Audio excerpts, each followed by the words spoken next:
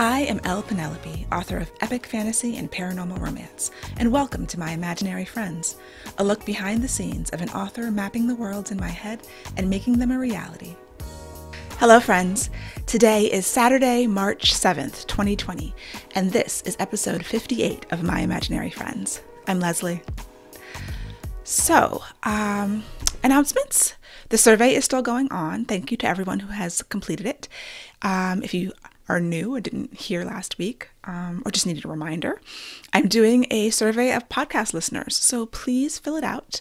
It is at lpenelope.com/survey, and it should be really quick, just so I can know more about the listeners. And if you choose to, at the end of the survey, you can enter to win an arc of Cry of Metal and Bone, book 3 in Earthsinger Chronicles. I might add another prize. I don't know. We'll see. Might be a surprise prize too. So again, lpenelope.com/survey. It will be in the show notes. Please fill it out. I would really love to know more about listeners. So this week's best thing is that I finished Act 2 of Requiem of Silence, book 4, last book in Earthsinger Chronicles. And so I finished it earlier this week, and I'm taking the rest of the weekend to read through Acts 1 and 2. Because I was starting to feel like I was losing track of everything that's happening. Acts 1 and 2 are 120,000 words. The first 3 books in the series are all 130 total, so I think this is going to be on track for being 150,000 words. That was my initial feeling, and that seems to be, it might be a little longer. I don't know if I can wrap up all of Act 3 in 30,000 words, but considering I only have a couple of weeks left to write and finish Act 3, then it shouldn't be too long. So if you've been on this journey with me, you will know how difficult this book has been. Wrapping up a series is hard. And because of the peculiar journey that we've taken to get to book 4, it's added additional difficulty. As I'm getting into the last act of the last book, it just really clarified for me some things that I don't want to repeat in the future. So, when I had 3 books done, I was ready to self-publish the 3rd one when I got the contract with St. Martin's Press. And so I had, for a couple of years, I didn't know exactly what was going to happen in book 4, but I knew the trajectory. I knew the beginning, I knew the end, I knew the basic things that were going to have happen. And since I had written 3 books, I was on that path. And then with the special edition of Song of Blood and Stone, adding 40,000 words to book 1, then I had to go and add, I think I added 30,000 to book 2, and I added 40,000 to book 2 and 30,000 to book 3. So now we're left with, 110,000 extra words that have to be wrapped up in book 4 that I had not intended to even have. Some of those words, when I talked about, how I was able to add a storyline to book 1 for the special edition, when my publisher asked me to, I pulled some things from book 3. I pulled some characters that I was going to do more with later and started just doing more with them earlier. Same thing with book 2. If you happened to read the self-published version of Whispers of Shadow and Flame, the whole Zelly storyline wasn't there. It's interesting because I happened to see a review of one of the first 2 books. No, it was the second book. It was Whispers, because it was a positive review, but they were kind of like, again, we have this extra storyline that doesn't really connect to the first one. And yeah, we do. That's not the way it originally was. And they were wondering if it was going to connect in book 3, and it absolutely does. So anybody who has been put off by that, there is a plan. They come through in book 3 and book 4. But yeah, I've got these sort of storylines, snakes through books 1 and 2 that tangentially relate but don't completely connect to the main storyline until book 3, when everything starts coming together. And then book 4, it's together. I've mentioned they go on their side quests and they come back. So it is all part of this larger plan, but adding those storylines shifted everything for book 4 and just made it twice as hard as it would have been. And so to get to the point where I finished Act 2, and so far I've read the first 60,000 words. So I'm halfway through my read through of Acts 1 and 2. And so far everything's been smooth. It's it's one of those lessons that when everything that you're writing feels like it's terrible and it's falling apart, 9 times out of 10, it's not. When you go back, you get a little bit of distance. And the distance for me is, I started writing Act 1 months ago. So I've gone through it, polished it, but I haven't, I've been just pushing forward. So I'm reading stuff that I haven't really read in 3, 4, 6 months sometimes. And it's holding together. So far, so good, As I was writing the ending of Act 2, though, I was really feeling like some of the threads were getting away from me. And, we'll see how it goes as I finish up the read through this weekend. But it's a lot, landing this plane takes a lot.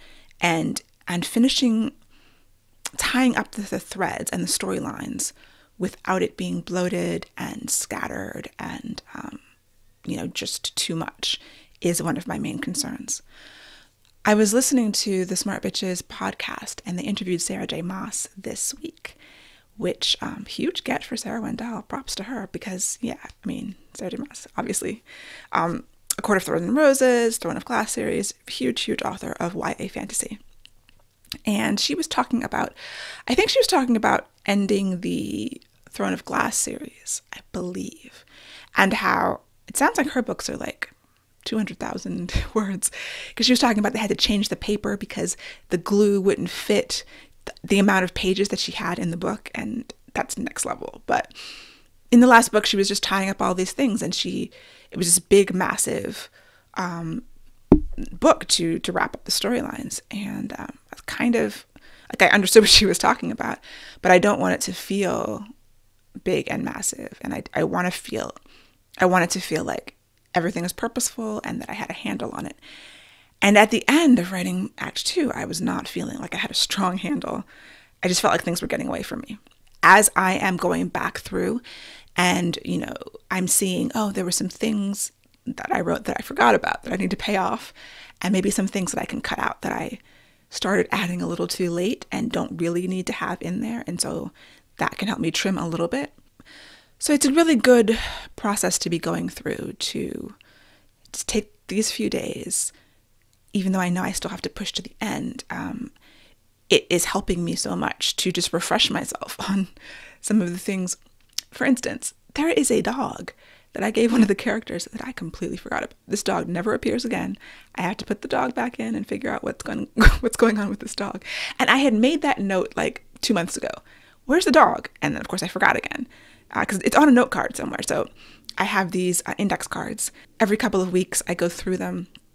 And so whenever I get an idea, like, where's the dog? I write it on the index card, just with things that I need to wrap up, themes, storylines, character arc things that I know that I need to address at some point.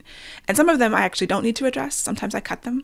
But going through these index cards, and like there's 20 or 30 of them, I think right now, just reminding myself regularly, you know what? I don't think that dog is on the card. The dog I wrote somewhere else, which is the problem. I did not put the dog on the index card. And I'm about to do it right now so I don't forget again. But yeah, Scrivener tells me the first time I wrote each scene, and the first few scenes of this book were written in August of last year, of 2019. So between August and March, I've forgotten some things that I put in there that I wanted to pay off. And, not every storyline or thread should get wrapped up at the end of a series. I think you always want to leave a little bit of room, a little thing you can pull on later on if you decide to go back, or just so it doesn't feel too pat, so that the reader is still has some things to think about, but at the same time make it satisfying, which involves wrapping up the major things. Another interesting thing about this series is that, and how it changed since I originally conceived it, was, I knew it was going to be 4 books after I wrote the first one. And I was trying to go for the romance thing with a different couple per book. And then I started writing book 2. And Whispers really got away from me. So the reason why Whispers of Shadow and Flame ends in a bit of a cliffhanger is because at some point, struggling through this second book I was writing, I realized I had to split it into 2 books. And so when book 3 comes out, or those of you who read the arc, the resolution of Darwin and Kiara's arc that happens at the end of book 3, I had intended to fit all of that story into book 2. And my critique partner, thank goodness for her, because she was like, Leslie, this seems like you need to write 2 books. And I was like, no, it's supposed to be 1 couple per book. There is another couple in book 3. So I do, and then there's not, so there ends up being 1 couple per book, but I hadn't intended to split that arc like that. And so that had ripple effects for the rest of the series too, early on. So even when I was still self-publishing, and I thought I'd figured that out, but then figuring that out while adding yet another storyline in, when the publisher asked me to, was just more layers of complexity and more things to deal with. And sometimes I feel like I wrote myself into the world's biggest corner for book 4 with all of these things. You know, the books were already a good length, and then I added more to them. And it's just characters to wrap up, storylines, themes that I was echoing. You know, I was trying to use the subplots that I added into each of the first 3 books to echo or to reinforce the main themes of the book. And I think I did that. I'm really happy with all of the storylines that I added. I understand if readers are like, why doesn't this connect? And I don't really understand. But I do love those characters, and they were always part of the story. And so that hasn't been the issue, but keeping book 4 from sprawling wildly out of control has been a constant tug of war. And I am happy to know, as I do this read-through, that at least the first 60,000 words I'm feeling good about. So we'll see what happens with the rest of them. Also in struggling with this book and struggling with all of the various books, they're all a struggle. But I do feel like I've become a better writer, and I can just feel the muscles flexing. I will reluctantly admit to being a perfectionist, but this process has really tempered that. You can only be so much of a perfectionist with a deadline and a challenge like this. So now, as opposed to 5 and 6 drafts of everything, I can do it in 3. I can do a fast draft. I can do a clean and then another polish. Some of these scenes that I'm reading, this is only the 3rd time I'm really going through them to polish them, and they're mostly okay. And I never dreamed 2 years ago that could be the case. And even as I was starting the read through, I'm like, I don't know if I can do this read through in 4 days, because so many scenes I only looked at twice. This is only the 3rd time, and they're clean, and they work, and they're actually nice. There's actually, figurative language and metaphors, and I'm feeling emotions through them. And so it's like, I can do this in 3 passes. This is actually possible. Some scenes require more, and especially when I change my mind or I realize something's wrong and I have to thread it through, but a lot of them don't. And that is really amazing to discover or rediscover if I discovered it before and or talked about it before and forgot, because that's part of the process too. But yeah, I have to trust myself more. And so going through these kind of challenges as a writer is teaching me to trust myself more, which I think I need, I think everybody needs. So that is my drawn out writing update. But I thought it was important to talk about, because all creatives, go through these things. And I just feel like the series has been an enormous challenge, and I'm super happy that, at least for me, I have to write for myself, and I'm really enjoying this book so far after everything I've gone through to get it written. And I'm still going through. So going into Act 3 strong, hopefully, and feeling good about it. That's the best thing. And in book recommendations, I finished A Cowboy to Remember by Rebecca Weatherspoon, and I highly recommend it. It is an amnesia plot, which I think I pre-ordered a long time ago and never even bothered to read the description, because Rebecca Weatherspoon is a great writer, and I've enjoyed lots of her books. So yeah, bought it, and then I was like, oh, amnesia, that's not my favorite thing, but I do trust her, so let's check it out. And it worked. Yeah, it really did. So the main character is like a celebrity chef. She's on one of those talk show type things called with a the in the title. And she has an accident early on and has amnesia, and so has to go back home sort of to this ranch that she grew up in. She doesn't have any family, but these are like friends who are like family, but she's been estranged from them. And then there's a sexy cowboy, black cowboys in Southern California. And so it's a second chance love story, which is also not my favorite thing. But with the amnesia, it's more like a first chance love story that then becomes second chance. And very strong, highly recommend it. Check it out. We have a visitor. Sterling has entered the building. The cats on the podcast are becoming a thing. So I watched a couple of movies.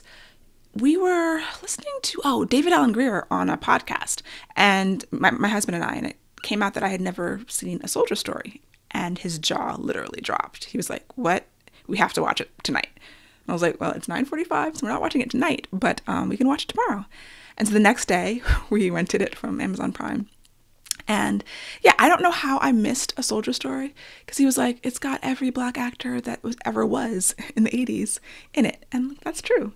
And I really enjoyed it. Obviously, it's very good. I think the play won like a Pulitzer or something of the bigger play prizes. And then I had to look up like who wrote it, because it's so nuanced about Black life in America and the way that Black people see each other and themselves, and the way that they had to survive during Jim Crow, and because it takes place in 1944 during World War II on an army base with these Black soldiers. And so it's just extremely nuanced about Black identity and like different ways that people survived American apartheid, you know.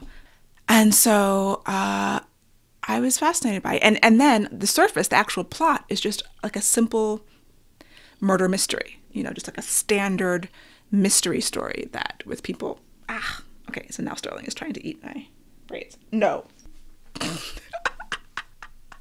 So yeah, A Soldier Story was a simple murder mystery, but with all of these nuanced ideas and characters interacting, and it was just very Black, and I really enjoyed it. So if somehow you missed it and never saw it, check it out.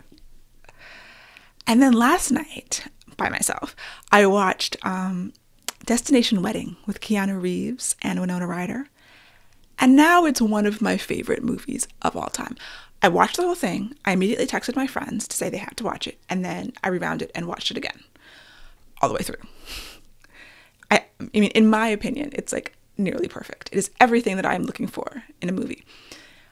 And then I read some reviews, which it has a lot of bad reviews, because it is an anti-romance rom-com, which I saw written and it made perfect sense. I also saw that it was about like two terrible people. I don't know if they're terrible. They're very damaged people. But it reminds me of like the great indie movies that I loved. Things like Trust by Hal Hartley.